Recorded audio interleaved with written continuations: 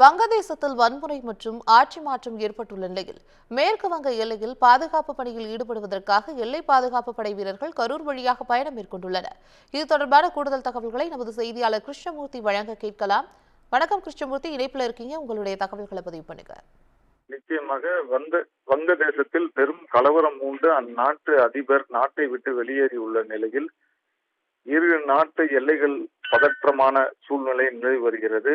இதனை அடுத்து மேற்கு வங்காள எல்லையில் பாதுகாப்பு பணிக்காக ஈடுபடுவதற்காக ஹைதராபாத் ரெஜிமெண்ட் ஐ சேர்ந்த எல்லை பாதுகாப்பு படை வீரர்கள் 100க்கும் மேற்பட்டோர் ராணுவ வாகனங்கள் மூலமாக மருத்துவ உபகரணங்கள், குடிநீர், வீரர்களை ஏற்றிச் செல்லும் வாகனங்கள், அதிகாரிகள் வாகனம் உட்பட 50க்கும் மேற்பட்ட வாகனங்கள் கரூர் வழியாக செல்கின்றன. இவை தஞ்சாவூரில் அமைந்துள்ள ராணுவ தளத்திலிருந்து சரக்கு விமானங்கள் மூலமாக செல்லப்படுகிறது என்பது குறிப்பிடத்தக்கது. பவித்ரா,